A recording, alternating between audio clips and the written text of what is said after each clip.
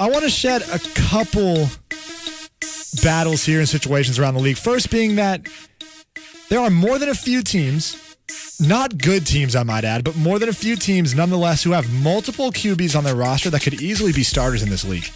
And not just starters, but they could experience some levels of success. The Browns, the Jets, the Colts, and the Cardinals.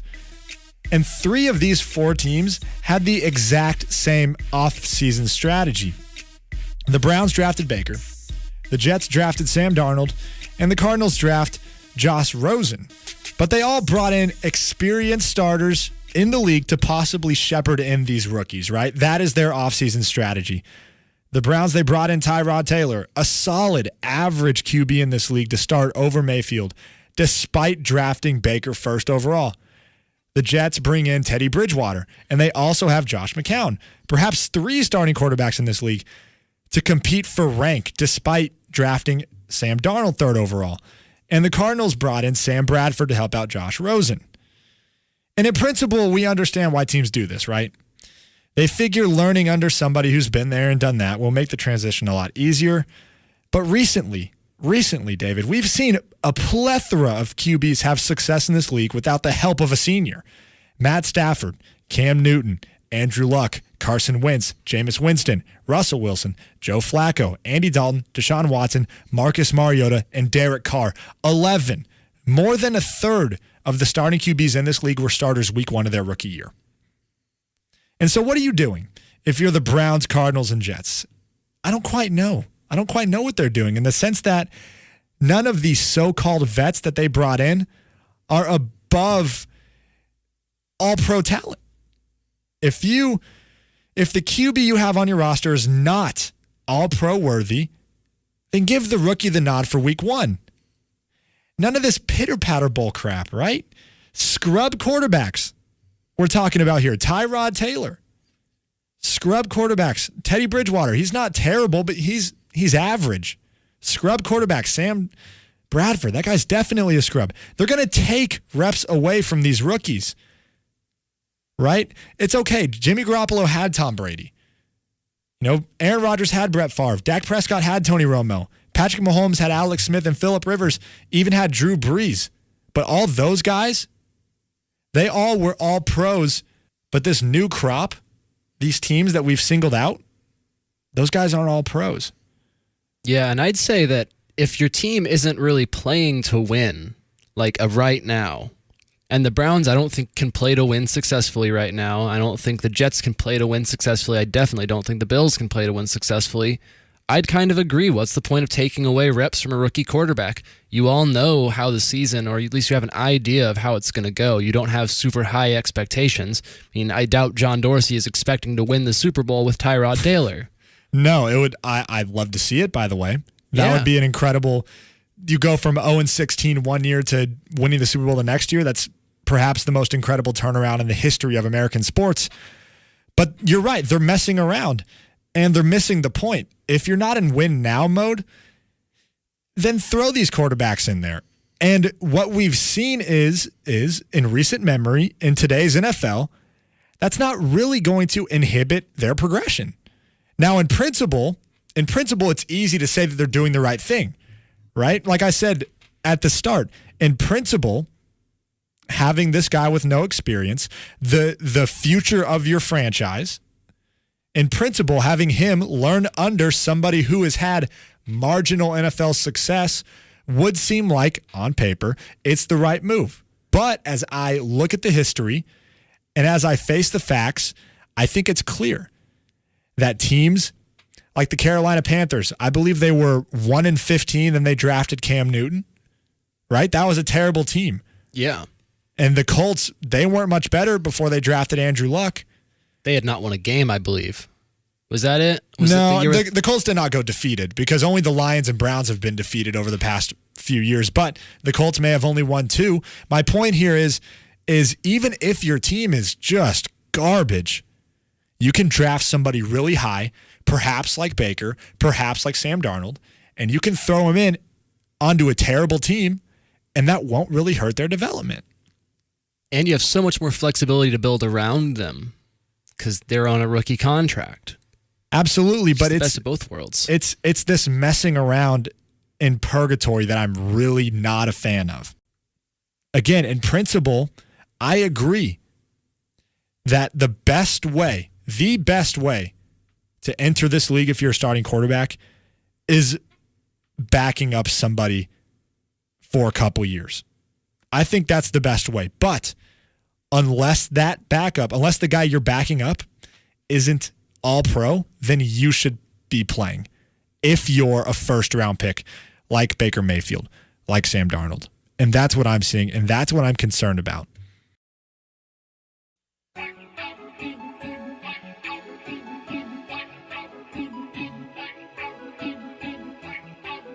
Week 3 of the NFL has come and gone.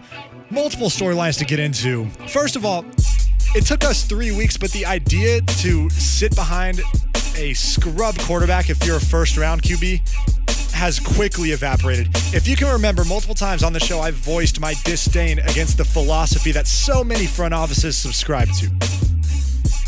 We've seen a trend in the NFL where a team who needs a quarterback badly will draft one and then supplement that need as well with a below-average free agent signing. The Browns did it with Baker and Tyrod. The Jets, Sam Darnold, Teddy Bridgewater. The Bills, Josh Allen, A.J. McCarron. The Cardinals did it this year with Rosen and Sam Bradford. All 4 of the quarterbacks taken, at least the high-profile quarterbacks taken, their teams did it.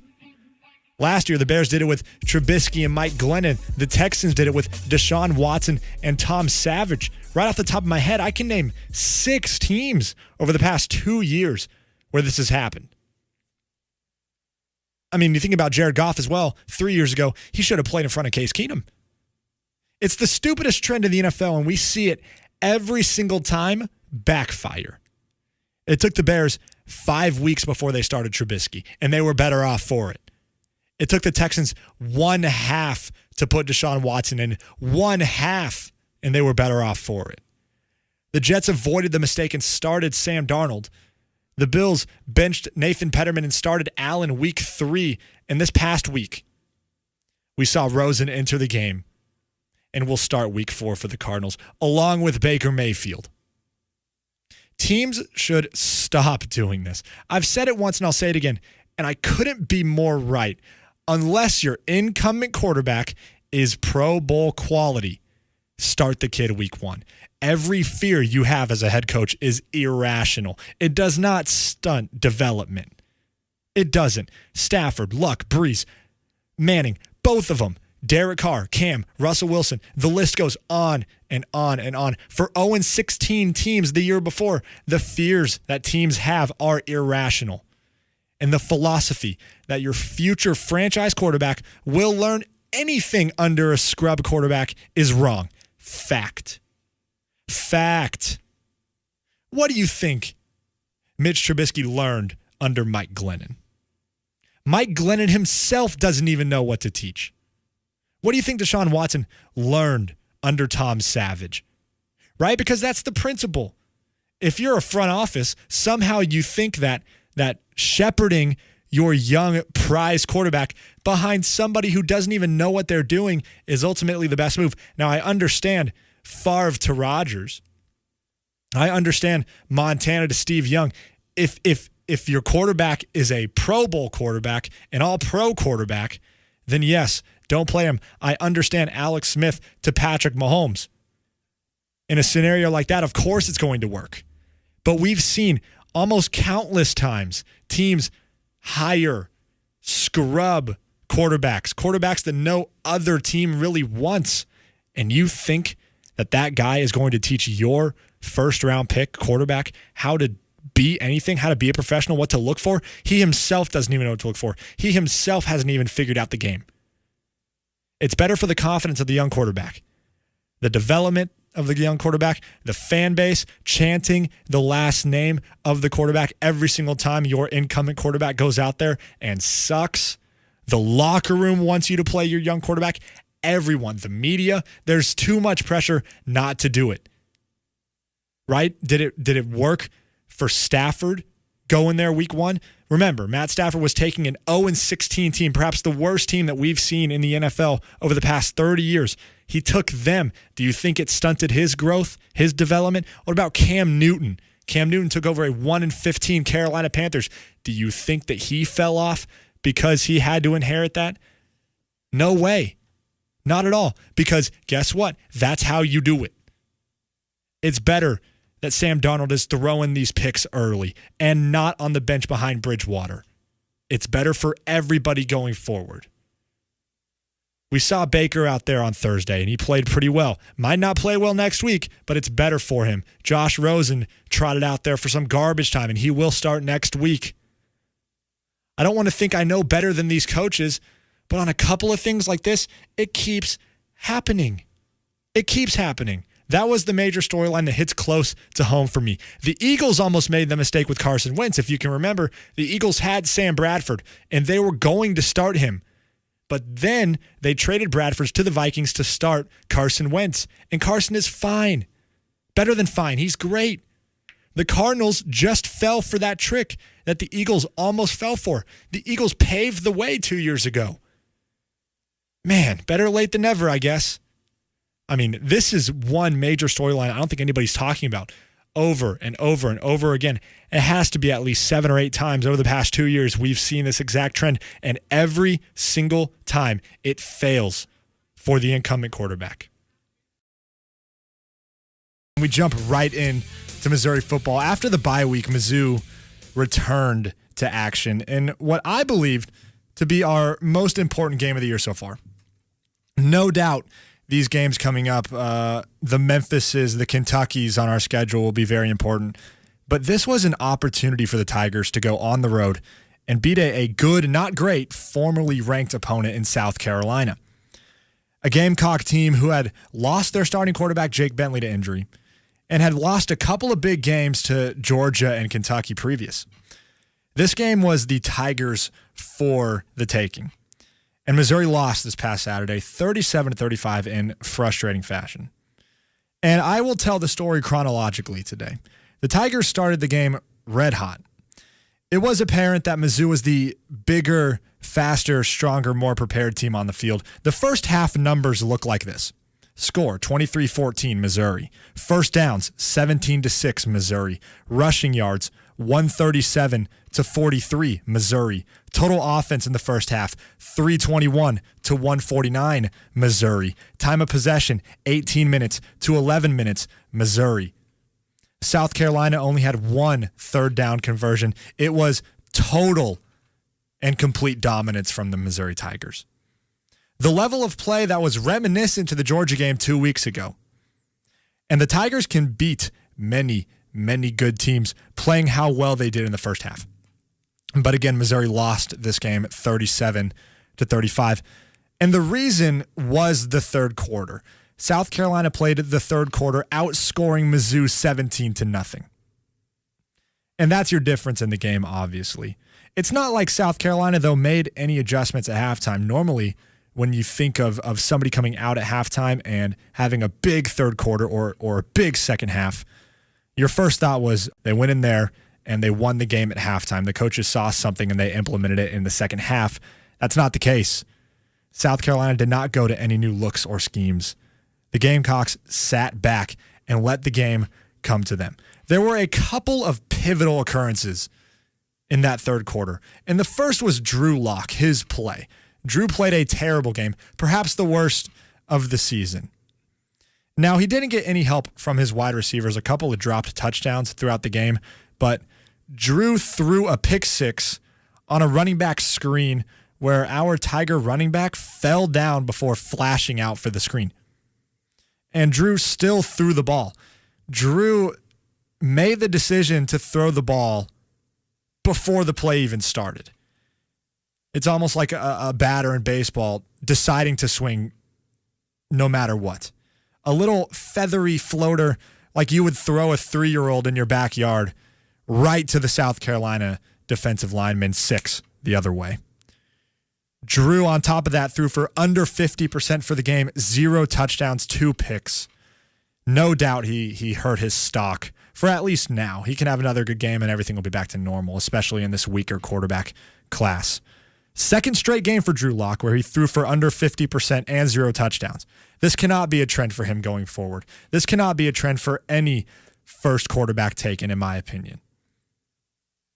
Drew's performance, though, it took a backseat to the weather. During and only during the third quarter, monsoon-type rains fell in Columbia, South Carolina. AccuWeather estimates 1 inch of rain between 2:33 local time and 3:33 local time. 1 inch in 1 hour. That was the difference. And I have conflicting feelings because Mizzou was the better team, by far. I read for you the first half stats. I could have read for you the full game stats, and you would still get the same idea. Today, also, Mizzou's the better football team. They were the better football team on Saturday. They're the better football team today.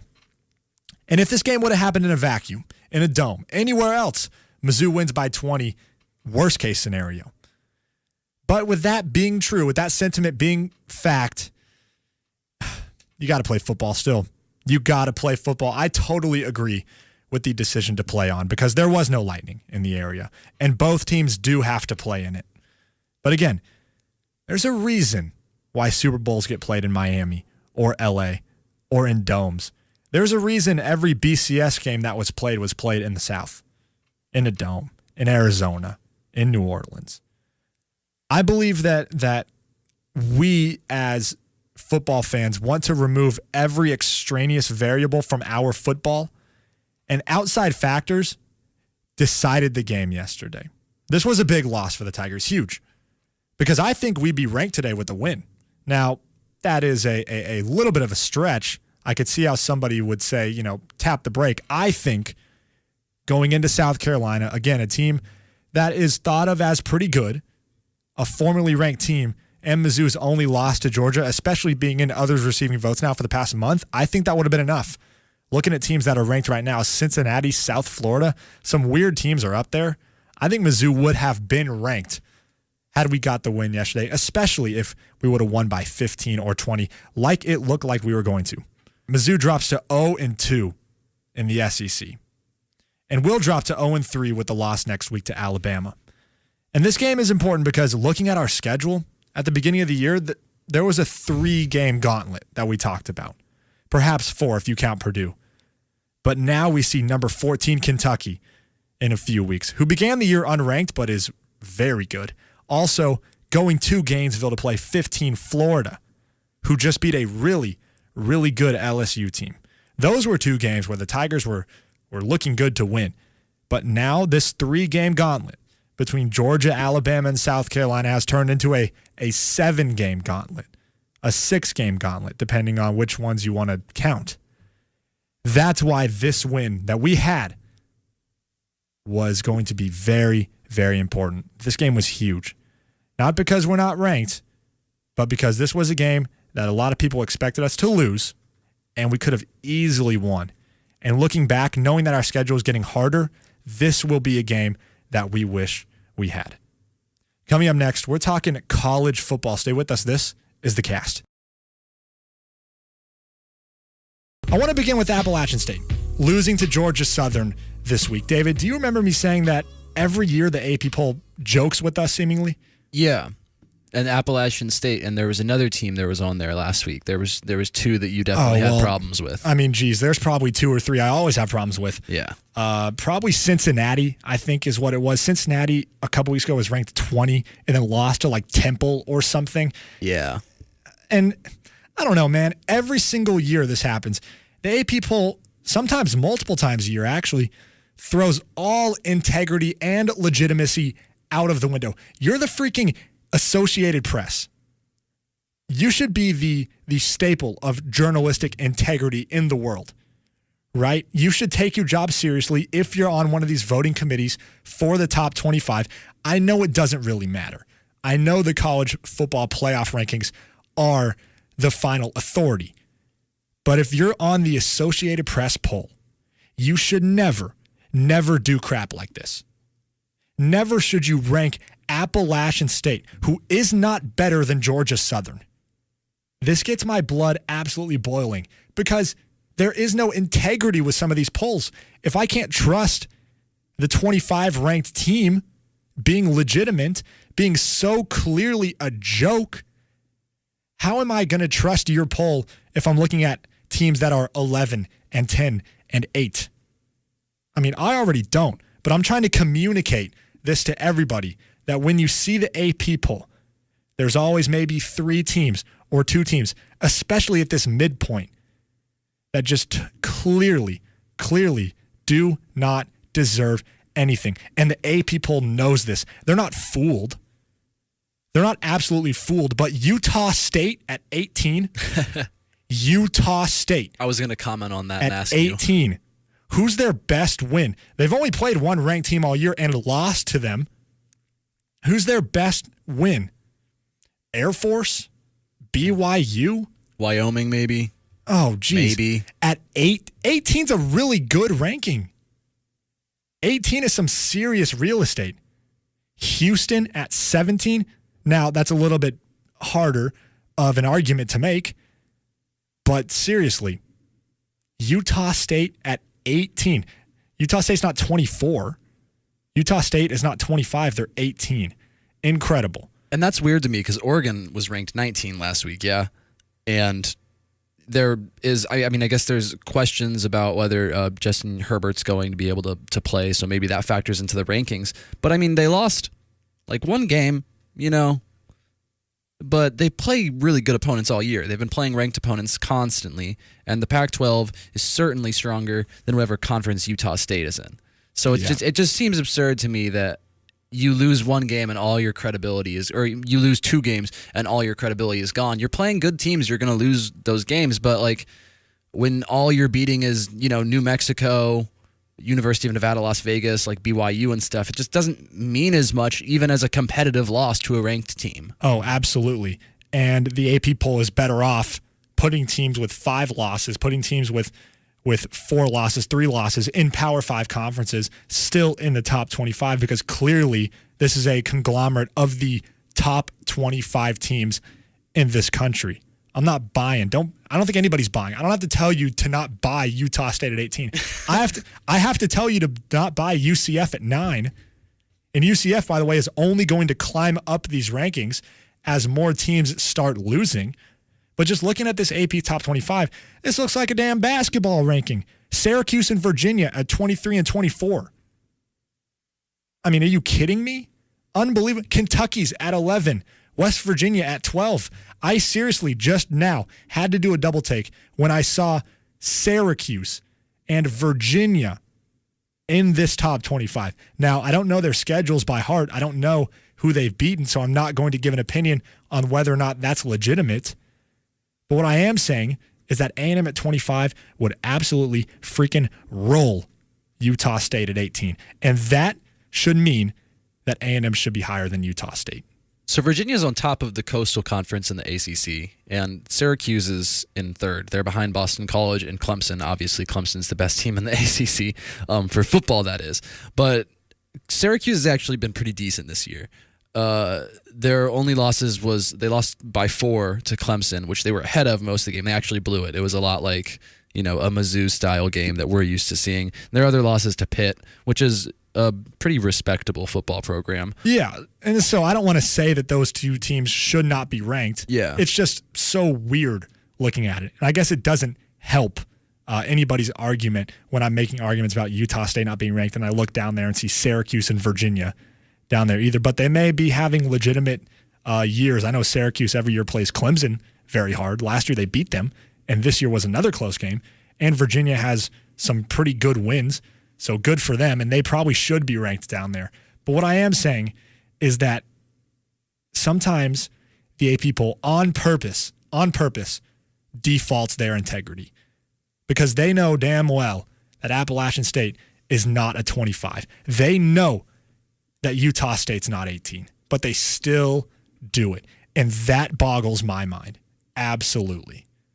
But let's talk about a real story now because that really doesn't matter.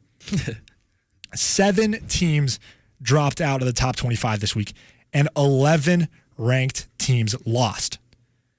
This is the time where things start to figure themselves out. Because, you know, it's so easy week 4, week 5, week 6 to say, wow, there's a lot of teams that could go undefeated. Wow, there's a lot of teams that look really good. There's a lot of this, there's a lot of that. But what seems to happen is that when you're 3 weeks, 2 weeks, 1 week away from the final college football playoff ranking, things fall into place a little bit. The decisions aren't as hard as we thought they were going to be. And this is about the time where things start to figure themselves out.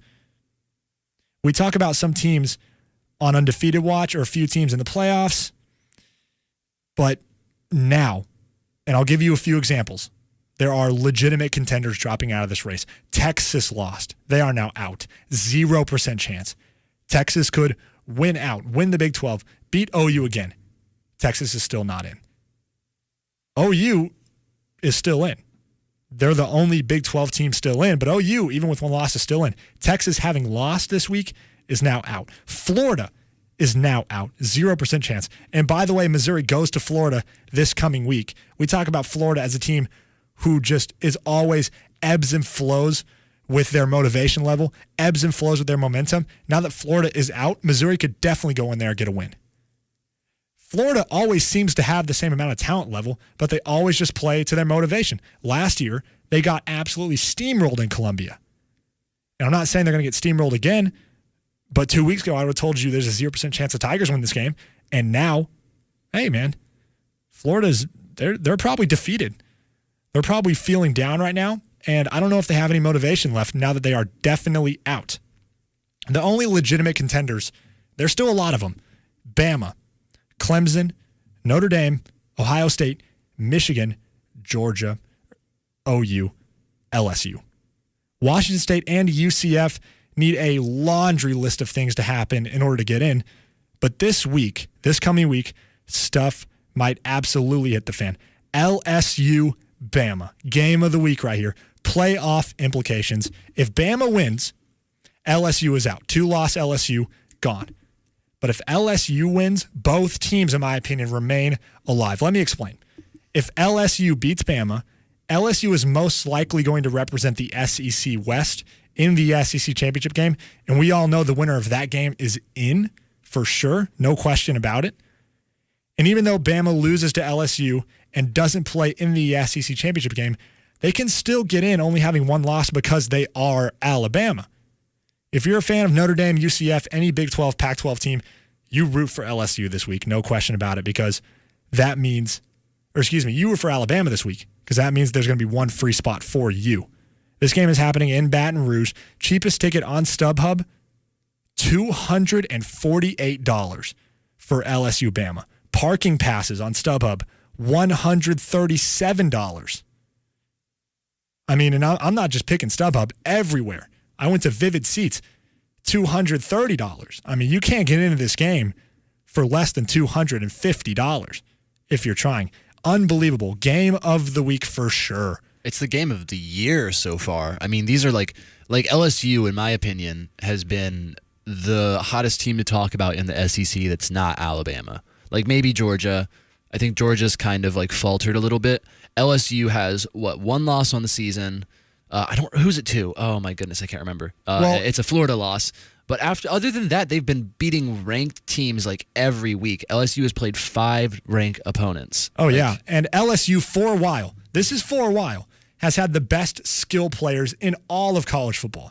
They don't have a great head coach, and they have never had a great quarterback. If they can find those two things, they're the best team in college football. They always have a factory of safeties, corners, wide receivers, defensive ends, anything but quarterback. Now, the big problem is that quarterback is the one position that you need, and the difference between a team like LSU and a team like Bama is Bama always has at least a little bit better quarterbacks, but I can name Leonard Fournette, top 5 running back in this league, Jarvis Landry, Odell Beckham Jr., 2 wide receivers who played on the same team at the same time for LSU. Some of the best wide receivers in this country. Tyrann Mathieu, safety in the NFL, all pro. I mean, the list goes on and on. There are a ton of players I'm forgetting, but LSU has always been one of the best teams for skill players. Never have they had a quarterback. Never in a while they haven't had a really good head coach. And they had a quarterback in 2008. Our guy, Jamarcus Russell. Jamarcus Russell was a very, very good college quarterback. And right now they have Joe Burrow, who is probably only average, but since he's in an LSU uniform, people like me are drooling over him because I know what LSU is capable of with a quarterback like Joe Burrow. This is not only the game of the week, but this is the most important college football game of the year. This is in the echelon with Penn State, Ohio State for sure. And speaking of Penn State, they play Michigan this week. What a game in the Big Ten. If Penn State wins, which this game is going to be very, very, very close, 14 Penn State at 5 Michigan in Ann Arbor. If Penn State wins, Michigan's out. No question about it. 2-loss Michigan. Even if they beat Ohio State, a 2-loss Michigan Big Ten champion is out for sure. I think those two games are definitely the two that we need to watch for. Now, there are a couple games I'm not going to really mention. Georgia, Kentucky. Both these teams play in the same side of the SEC East. Two of the best teams in the SEC East. Kentucky right now has one of the best football teams that we've seen in a Kentucky uniform possibly ever. It's a shame that Texas lost because West Virginia, Texas this week as well. There are so many great games. A sleeper game right here, Notre Dame, Northwestern. Northwestern has a couple big wins. They can get that done as well. And the one final game I'm going to mention, all of these are secondary to the two that we've mentioned so far, Iowa, Purdue. Purdue's a team with a terrible start, but has had great wins, and they can definitely threaten Iowa and be the representative to the Ohio State/Michigan side of that Big Ten matchup. So this is the moment, this week, and every single week from now on, things get really interesting, and things are going to sort themselves out, and it's going to be so exciting to kick back and watch. Coming up next, we're talking NFL football. Stay with us. This is The Cast.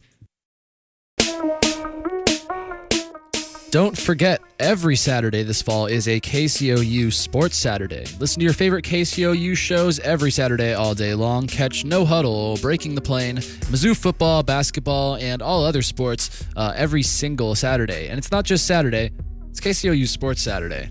Thank you, David. Welcome back to The Cast. Colton Anderson Sports Talk, NFL time.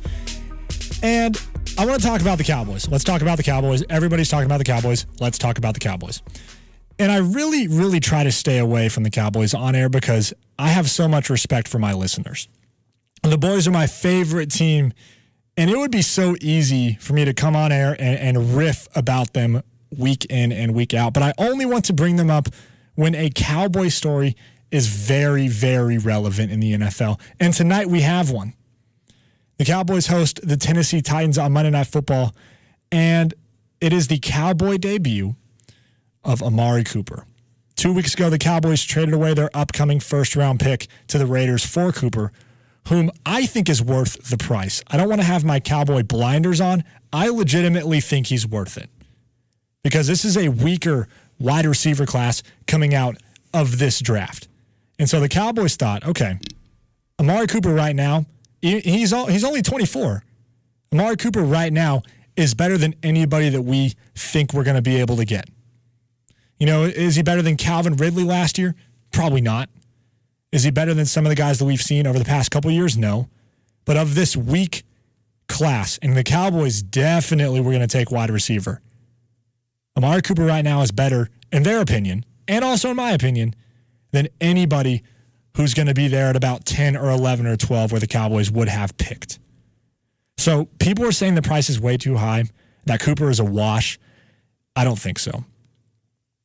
Amari Cooper was playing on the Raiders, a Raider team right now who's the most dysfunctional franchise in the NFL. They're literally packing up and moving to Vegas. And you know when you're moving and you sort through things and ask yourself, do we really need this or do we really need that? Well, the Raiders have decided they didn't want Khalil Mack or Amari Cooper or Bruce Irvin. And I predict they're going to move on from Derek Carr here within the next couple weeks too. If not at least at the end of the season for sure. I think the Raiders gave up a quality wide receiver for a good, fair price, and it's a win-win for both teams. Amari Cooper is in a great situation with the Dallas Cowboys as well because the pressure is not on him to perform. 9 times out of 10, when a guy gets traded, he is looked upon to produce and to elevate the team that he has been traded to. 9 times out of 10, he's the guy with the target on his back. 9 times out of 10, that might be the person that is the missing puzzle piece. And even though he is for the Cowboys, the pressure's not on him. The pressure's on Dak Prescott. And let me launch into a mini Dak tangent. Dak is average. Dak is okay. Joe Flacco's average. He's a Super Bowl MVP. Eli Manning is average. He is a 2-time Super Bowl MVP and future Hall of Fame quarterback. Not because he's great, but because he's been okay for so many years, and his team has won multiple Super Bowls. There are many quarterbacks in this league who are average. Some play on good teams, some don't. And Dak has this benefit going for him.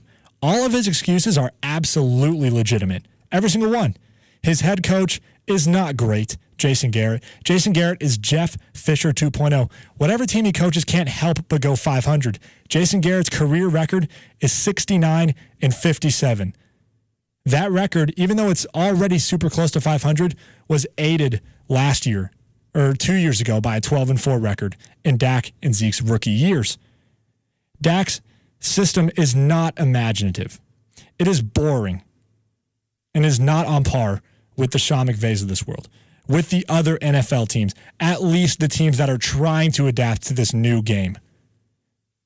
Right? That is a legitimate excuse. Dak has, even with Amari Cooper, a below-average wide receiver core at this moment. Now, I think the rookie Michael Gallup is going to be pretty solid, but still, Dak has only 2 people to throw to on any given play, Cole Beasley and Amari Cooper. Those are 2 legitimate excuses. Dak is tied for 7th in sacks this year, and that number will go up because he's yet to play this week. If he gets sacked 3 or 4 times, he'll be top 5 in the league in sacks. Dak has been sacked at the 4th highest percentage per drop back, per pass attempt. He's getting sacked at the 4th highest percentage, 10%. The Cowboy offensive linemen, they've had much trouble protecting him. Dak has legit excuses. That's the difference. And now, one of those excuses has diminished with the addition of Amari Cooper. Dak still has so much pressure to perform, not Amari Cooper. And if the passing game doesn't get better, that's not on Amari Cooper. Amari's in a win-win with the Cowboys for sure. If he performs, great. If not, it's not his fault. Do I think it's going to work? Yes, but just like with the status quo, it will only succeed as high as the coaches allow it to. It'll only succeed as high as the coaches coach it. Watch for that tonight. We will see the Cowboys and Cooper get an important win to stay alive in the NFC East. I think the Tennessee Titans are complete garbage. I think Marcus Mariota is a bust. They have the 31st ranked offense in the NFL, and the Cowboys have a top 5 defense, undefeated at home, and this game is happening in Arlington, Texas.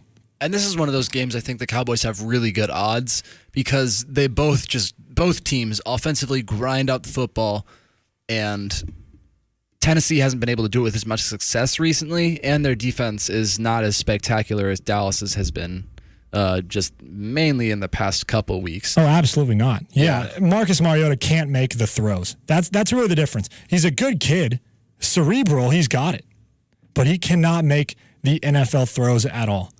And, I mean, he just can't really lead a team. He's not the answer for Tennessee. And that blew my mind. I thought he was definitely better than Winston coming out of college, and I was definitely surprised to see him not pan out in the slightest. Because I remember maybe 3 years ago, Tennessee was that team expecting to take a jump. They went in with Corey Davis. They went in with DeMarco Murray. They went in with Derrick Henry. Right? And all 3 of those guys didn't really pan out to levels that they thought. They went in with Mariota, 2nd overall pick, blew that one too. Tennessee was a team that was expected to be really good, and they completely whiffed on almost all of their picks. And right now, they are in a real transition period. And Dallas, even though they're in sort of a flux as well, Dallas seems to have their stuff together when they play in their own building, at least when it pertains to this year. And they also, that team's just has so much more chemistry. Like Dak and Zeke have been playing with each other for 2 years now, and Zeke, everyone knows, is a top 5 running back. I think people talk about Zeke way too little, and they take for granted his excellence way too often. But Mariota, I just want to look at this. I mean, he has 150 attempted passes on the season, which is a decent amount for a quarterback. He sat out a few games because of injury, but only 3 touchdowns, 5 interceptions, barely over 1,000 yards, 1,030 yards. Like, he's just not getting the job done, like you said. He doesn't throw the ball downfield. He makes these conservative decisions that don't move his offense when the running backs can't get things going. And then all the pressure is always on their defense, and that's why games end in scores like 26-13 for Tennessee all the time. Yeah, absolutely. I mean, all the things that you said are right. Now, you could say the same about Dallas. You can say the same thing about Dak Prescott, that he doesn't make the throws down the field, that he puts all the pressure on the defense to perform, which Dallas's defense has performed. Tennessee's has not. Right? So Tennessee and Dallas are really, really similar. Quarterbacks who, after their rookie year, people thought, okay, this guy's going to be really good. Maybe haven't panned out. All the pressure's on their defense. But Dallas is definitely in a league above Tennessee at this moment. It would surprise me, not only if Tennessee won, but even if they made it pretty close. Right? Now, I think that Amari Cooper is going to be targeted a lot, but I think that this thing is not going to work only as much as Jason Garrett allows it to, only as much as the Cowboys' offensive coordinators allow it to, because that's the real problem. We've seen New England succeed with terrible, below-average wide receivers. We're seeing the Rams succeed with not a star wide receiver. Yes, those teams have great quarterbacks, but it's more the system, in my opinion. It's definitely more the system in New England. It's definitely more the system in LA. Those guys are imaginative over there. Dallas, you could have almost all the players that you want. Jason Garrett's about an 8-8 coach, and that's the problem. I want to stop talking about the Cowboys, though. I want to talk about yesterday a certain game that really caught my eye. Green Bay, New England. 2 of the consensus best quarterbacks in the league today went at it. Aaron Rodgers throwing for a couple, and Tom 6 shy of 300 yards in that game. A really good overall football game, even though the score wasn't very close. And these 2 teams have nothing to do with each other than I'm surprised that this hasn't been a Super Bowl at any time. Just watching these 2 games play in prime time, it felt so right. It's been so close to happening, too. Green Bay, Atlanta was the matchup 2 years ago in the NFC Championship game when New England won the Super Bowl in overtime. 5 years ago when Seattle didn't run the ball at beast mode, that Super Bowl, Seattle had to beat Green Bay in Seattle. That was when Green Bay blew a 16-point halftime lead and lost in overtime. It's been close to happening, and it really just felt right watching those 2 teams, those 2 quarterbacks play. Yeah, but the Packers are kind of buried in the NFC North now. Oh, yeah. It's like their playoff hopes are almost over, I'd say. Well, we talk about the best division in football all the time, and I think it's still the NFC South. That being said, somebody could make a very, very compelling argument for the NFC North. Chicago, Minnesota, Green Bay, Detroit. The worst team in that division, Detroit at 3-5. That's pretty good. For the worst team in that division, Chicago right now is tied with Minnesota. Is not, because Minnesota has 1 tie. Chicago right now winning that division at 5-3. That's just a very, very, very deep division. Is there a team in there that's elite? Probably not. Is there a team in there that's going to make a Super Bowl run? Probably not. But for those games that you have to play against your divisional foes, there's not a single cupcake. That coupled with the first place schedule Minnesota has to play, that coupled with the tough schedule Green Bay has to play, yeah, for those 2 teams, it is an absolute gauntlet in the NFC North. But, I mean, when you have Aaron Rodgers, you got Aaron Rodgers. And last night, even though the Patriots killed him, Aaron Rodgers still played very, very good. That guy just has no help. And that's a segment we should probably tackle later down the road, because I can talk for hours about how Aaron Rodgers is one of the most disadvantaged quarterbacks that we've seen in a long, long time. But coming up next, it is Rapid Fire with David Kunz. Stay with us. This is The Cast.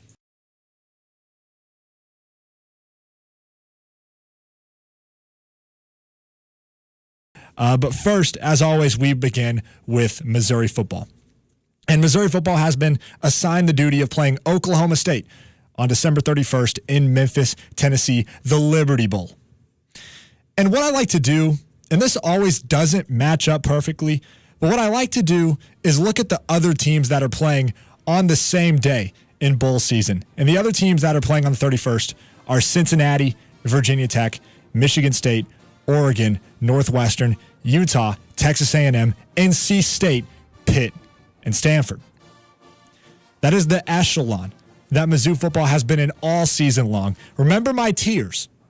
I said that Missouri was a Tier 4 team, and I define Tier 4 as always oscillating in and out of the top 25.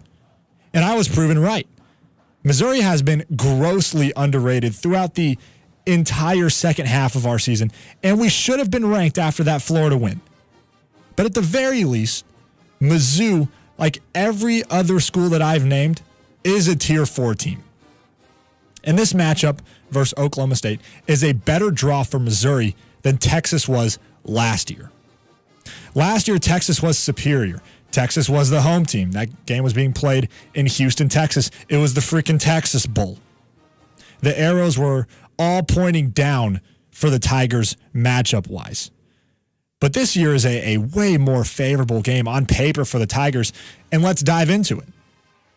Firstly, and I already briefly talked about this, but Missouri is currently the number 23 ranked team in the college football playoff poll. And last week's rankings, the Week 14 rankings, Mizzou unranked in the AP Top 25, unranked in the coaches poll, but number 24 in the college football playoff poll. One poll gets it, and luckily that poll is the final authority.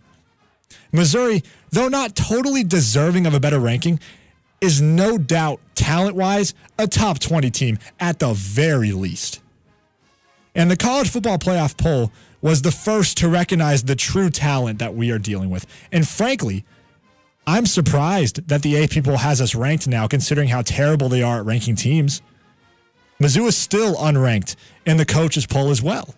People are still sleeping on this team. Coaches in D1 football are still sleeping on the Missouri Tigers, which bodes well for us. Other people can't recognize. I can. We can. Florida didn't know what was about to hit them. Even though we lost, Kentucky and Georgia had some serious trouble defending us and no doubt underestimated the Missouri Tigers when they stepped on our field. And I hope Oklahoma State is still sleeping like a freaking baby on us too. But I don't think that's the case anymore. I think Oklahoma State knows what they're up against. I think Oklahoma State knows that this Missouri Tiger team is legitimate. Mizzou right now is one of the hottest teams in the country. Winners of 4 straight. 2 of those 4 are over bowl-eligible teams. And the scoring difference over those 4 games is plus 97 in favor of the Tigers, 159 to 62. 50 points put up on Tennessee in Knoxville. Tennessee has the 9th ranked defense in the SEC. 38 on Florida in the Swamp. Florida has the 5th ranked defense in the SEC. Oklahoma State is giving up an average of 437 yards per game and 32 points per game.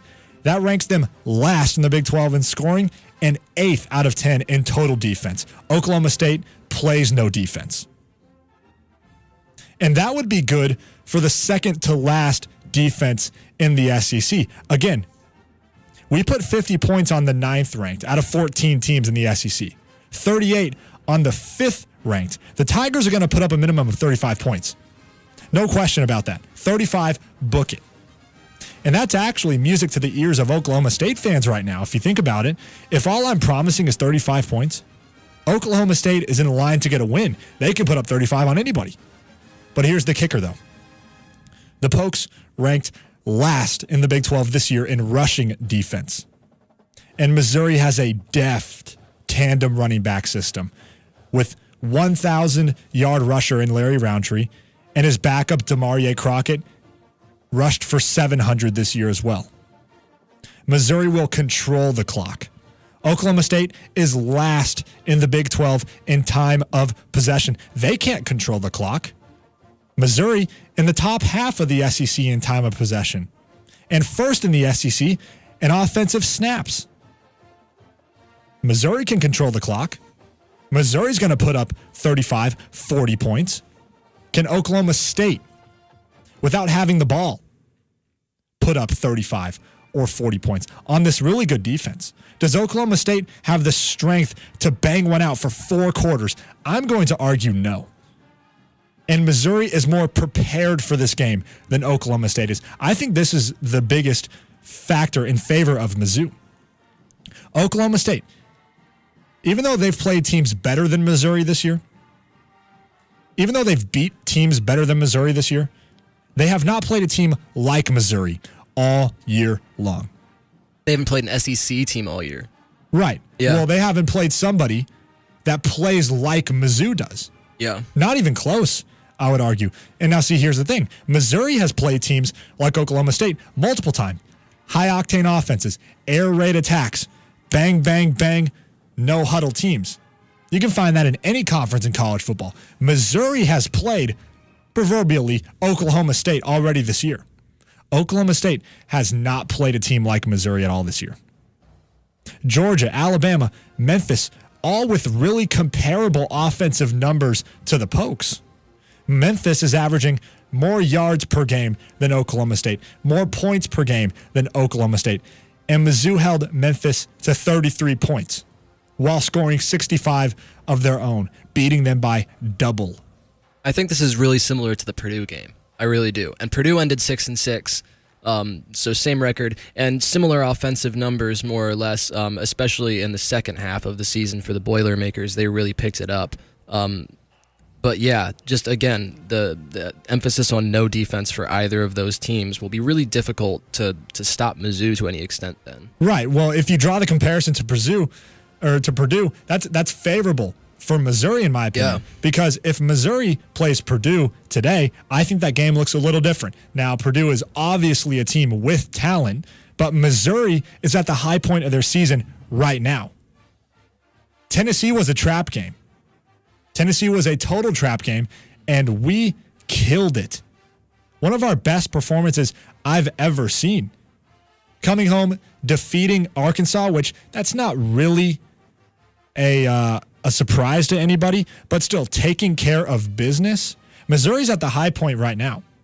Oklahoma State in their last game lost to TCU.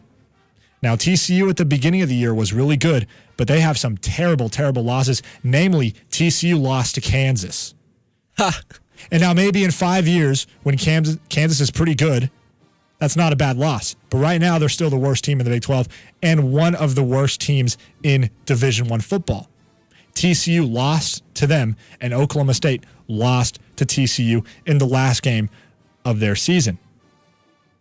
This is a really, really good matchup on paper for Missouri because Missouri has played teams like Oklahoma State this year. We've seen it. But Oklahoma State, again, has not played a team as physically strong as Mizzou, not once. I think maybe if you have one team that's close to Mizzou, I don't want to say Oklahoma because I think their style of play is so much different. Maybe West Virginia in terms of having a quarterback who can really throw the ball and a lot of speedy, like, gadget receivers and a decent running game. I think, again, you're on point with your comparisons because there's a lot of comparisons between Drew Lock and Will Grier. Both have really plus arms. Both are mobile, but don't use their mobility as a real weapon until they get down into the red zone. We don't see Drew Lock scrambling like a Kyler Murray, like even sometimes Dwayne Haskins. We don't see that out of Drew Lock, and we don't see that out of Will Grier. But I think that's a really good comparison as well. That being said, there's no team in the Big 12 that plays close to Missouri. I don't even think West Virginia can possess the ball like Missouri can. I don't think West Virginia has two ways of attacking you, one by air, two by land. Yeah, I would agree with that. I think they definitely have some deficiencies in the run game compared to Mizzou, where that's that's their bread and butter, and that's why they've been so much better this year is because they can control the clock so much better with really two top caliber running backs. Right. Now, let me say this. I've been the biggest critic of Derek Dooley this year, and there's been many times where I've come onto the airwaves and I've criticized Derek Dooley for his performance. But if I had to grade him right now, he gets a B+. Mm-hmm. Derek Dooley in his first season has transformed this offense because, check this out, I don't think our scoring went down. Drew Lock's numbers went down. But we started to win games against bad teams that we can replicate against good teams. 2 years ago or last year, the way we beat bad teams and the way we practiced, we could not take that game plan and throw it into an Alabama matchup or a Georgia matchup or a Florida matchup. The way we beat bad teams, we could not beat good teams the same way. But this year, we have one game plan, and it's to slow down a little bit. And we can take that strategy and we can play our style of football because we have the strength to do so. We can play our style of football against anybody, especially a team like Oklahoma State. Now get this, what Oklahoma State team is going to show up on this field in Memphis, Tennessee? Because who has the better wins? Oklahoma State, and it's not even close. Oklahoma State beat Texas. Oklahoma State beat West Virginia. Those two wins are better than any singular Missouri win, and it's honestly not even close. Right? Oklahoma State is terribly consistent, and at their peak, Oklahoma State can run with the Tigers, no question about it. But I don't think this game is going to be that close. I'm betting Mizzou wins in the ballpark of about 50-30 because Oklahoma State is going to give up 40 points. There's really no doubt about that. I know I said 35 earlier, but let me up the ante to 40 points. Oklahoma gave up 31 points to K-State, the worst offense in the Big 12. Oklahoma State gave up 48 points to Iowa State, the third worst offense in the Big 12. How much more to Missouri? With 40 being the threshold, will Mizzou give up 40 points the way they possess the ball? We've only given up 40 points once this entire year, 43 to Georgia. With the way Mizzou controls the clock, Mizzou ain't giving up 40.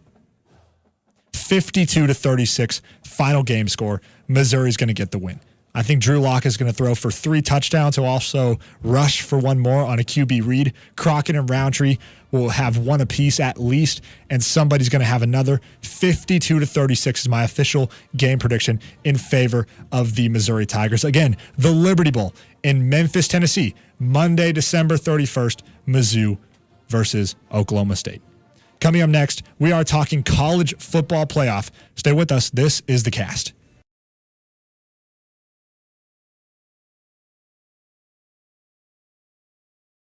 Welcome back to The Cast, Colton Anderson Sports Talk with David Kunz. The college football playoff has been announced yesterday. Number 1, Alabama. Number 2, Clemson. Number 3, Notre Dame. And number 4, Oklahoma. The stage has been set. And let me get right into the beef of this segment. For the first time in playoff history, the committee's hands were tied. Totally tied. And here's what I mean. Every year previous, the committee only had a one-dimensional problem, a one-dimensional debate. The only problem they had to deal with is, should we put Team A or Team B into the playoff, Team B or Team C? Just picking teams, which in and of itself is a hard enough task, but it's fairly one-dimensional. Ohio State or Alabama last year, they picked Alabama. A few years ago, Iowa was undefeated and lost to Michigan State in the Big Ten championship game, and Iowa did not get in. One loss Ohio State that year as well. That was chaos in 2015. And perhaps the best example is TCU the first year of the playoff, being ranked by the committee number 3 with 1 game to go. TCU beat Iowa State by 52 points and then dropped 3 spots in the final rankings to lose out on the playoff. Selecting one team over another, Team A over Team B, is one-dimensional. But this year, the debate is two-dimensional. And it's really not overtly obvious. I don't hear many people talking about this, but here's the truth. Here's my truth, at least. And I can hear debates for other teams, but this is what I believe. Georgia is the 3rd, or at the very least, 4th best team in this country. And there's really no doubt about that. Georgia, if you line them all up, would be right there with Notre Dame. Kirby Smart, the head coach of the Bulldogs, even though he was wrong to call that fake, was absolutely right when he said postgame his guys should be in the playoff. Georgia took it to Alabama in a fashion unlike any we've seen all year. Now, I know people are going to say, Colton, they lost. Yeah, but has anybody dominated Alabama like that at any point this year? Georgia tapped in to an energy unlike we've ever seen. And last year, Georgia was this close to winning the national championship. Georgia is better than OU. Georgia is better than Ohio State. But the reason this is a two-dimensional problem is that the committee, their hands are tied regarding Georgia. They can't possibly put them in, and I'm going to recognize that. They can't do it. It would have been egregious to put them in. They don't deserve it. Because Georgia this week was number 4. Are they going to lose and not fall? Of course they have to fall. The committee has to put them at 4 because Notre Dame totally deserves to be at 3. And so if Georgia loses, they have to fall. And some might say that they really are the 4th best team. Why can't they stay?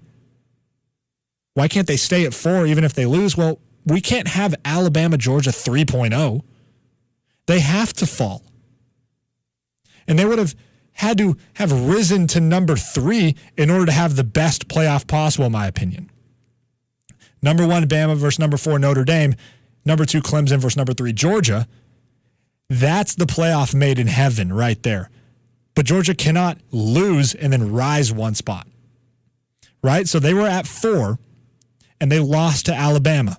They cannot stay, even though they are one of the 4 best teams in the country, and they cannot rise because they lost, and we cannot have Alabama, Georgia again. The committee's hands are totally tied regarding Georgia. Their hands are tied because OU just happens to have the proverbial Heisman on their team, Kyler Murray. I think Tua just lost the Heisman this past week. Kyler has more yards, touchdowns, higher QBR, more completions, and a better completion percentage than Tua. Kyler is way more dynamic, prolific than Tua or Lamar Jackson, who was great at Louisville. Kyler, at least in college, is better than Baker Mayfield. So the committee's hands are totally tied on multiple levels. They cannot keep OU out of this dance. Given the way they beat Texas because of Kyler Murray, Georgia is better than OU, yes. But what can you do if you're the committee? What can you do if you're college football? They made the right decision. I think Georgia is the 3rd best team in this country. Again, my matchup made in heaven would be Alabama, Notre Dame, Clemson, Georgia. That being said, I recognize that committee's hands are totally tied. I recognize that Georgia can't be in this thing. It would have been egregious for them to have lost and not fallen, or lost or risen to number 3. It can't happen that way. And that's fine. And I think that's a flaw. Not in the committee in the way they select things, but in the 4-team playoff. And let me propose something. I think we should expand to 6 and give the 1st and 2nd ranked teams a bye. Regarding expansion, all I hear is 8 teams. I don't hear 6. I think 6 would most definitely solve the problem the committee has. Because more often than not, I think there are more than 4 teams every year that deserve it. But how often are there more than 6 that deserve a swing at the piñata? If we allow 6 in, this year, number 3 Notre Dame would play number 6 Ohio State, and number 4 OU would play number 5 Georgia. And reseed the teams after the first round, give the guys a week off, and have number 1 play number 4 and 2 play 3. To make it work, take a week out of the regular season, whether it be on the front end or the back end, because on both ends, you're playing terrible teams if you're a team that expects to be around when this sort of debate happens. I think that's the way to solve the problem.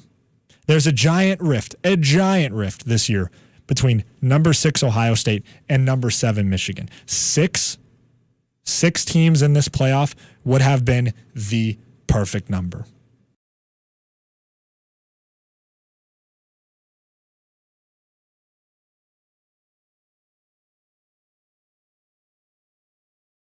national news broke concerning Mizzou football Wednesday night. Mizzou landed a transfer player, quarterback, by the name of Kelly Bryant. Let's talk about Mr. Bryant. Kelly began the season as the starting quarterback at the University of Clemson. Clemson obviously being the second best program in the country over the past 5 years, if not more. Kelly had led the Tigers to 1 national championship appearance and 2 total college football playoff appearances. In his first 2 years as the starting quarterback at Clemson, success. No question about it. This guy is absolutely legitimate. Well, why did he transfer? Why is he now at Mizzou? Why did he leave Clemson, leave a winning situation, leave in his first 2 years successful seasons? Well, enter Trevor Lawrence. Trevor is currently a true freshman at Clemson and was the number 2 overall recruit in last year's high school class. Despite the fact that Kelly had 2 great seasons as starting quarterback of the Clemson Tigers, last offseason there ensued a quarterback battle in Clemson, South Carolina. The quarterback battle was won by nobody, and these 2 quarterbacks split time to begin this college football season. But those inside and closest to the program knew that the needle was leading toward the shiny new toy, the unproven, the true freshman, Trevor Lawrence. And Kelly, not wanting to waste his final year of eligibility on the bench, decided that it would be best to transfer, which is the right decision if you're a quarterback with NFL aspirations. You've built yourself a good resume.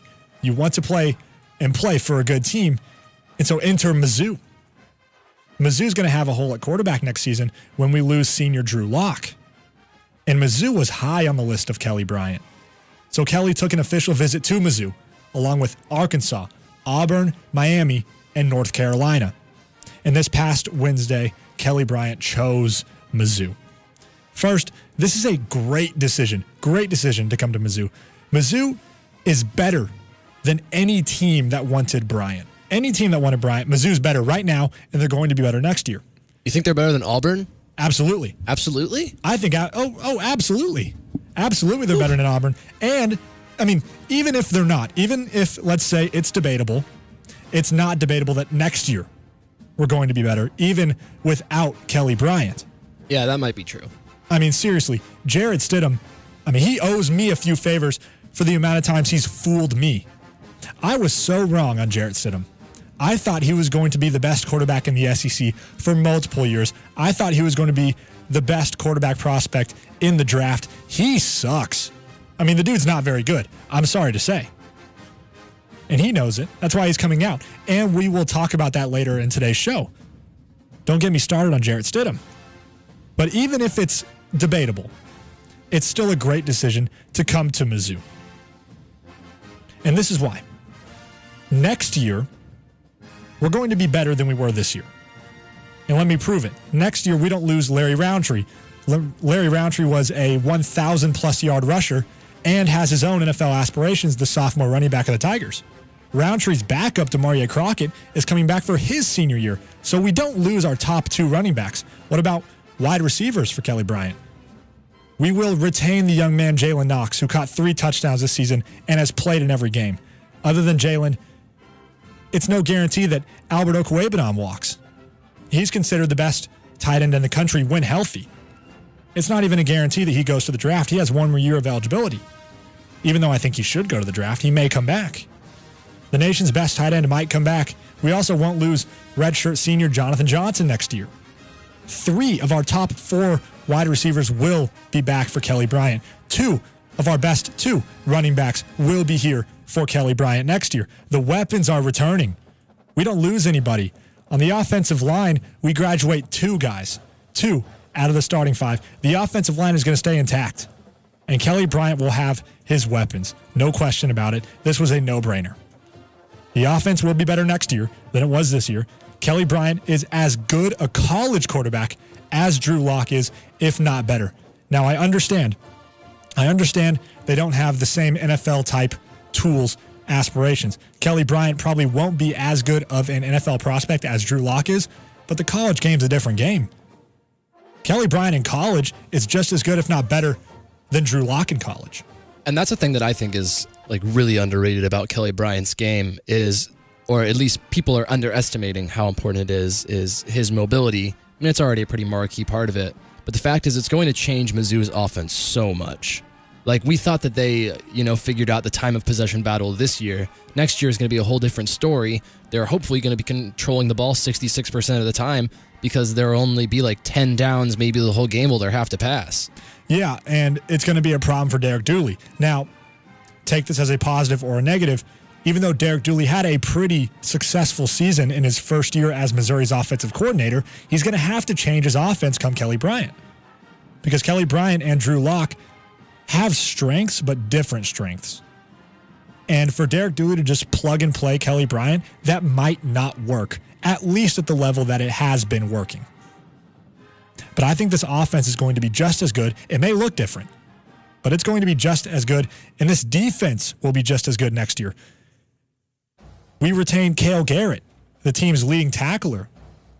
The team's third leading tackler, Tyler Gillespie, is coming back as well. Two starting corners, DeMarcus Acey and Adam Sparks are going to be back. Yeah, the biggest losses are on the defense are is it Cam Hilton and Beckner? Yeah, probably. I'm not so high on Cam Hilton. Yeah, I think the Hilton losses, I'm not like super immediately replaceable probably, but someone will develop into that role. Right, well, we are losing Walter Palmer, who is very good, and Terry Beckner Jr., who are very good. Both those guys are defensive linemen. The biggest loss for this Tiger team next year is no longer going to be quarterback, it's going to be on the defensive line. That being said, Mizzou is a defensive line factory. Absolute factory. Just look at the alumni in the NFL that come out of Mizzou. Almost all of them are defensive linemen. And so I can only assume that the guys we're bringing up are at least serviceable, right? Mizzou's going to be preseason top 25 next year.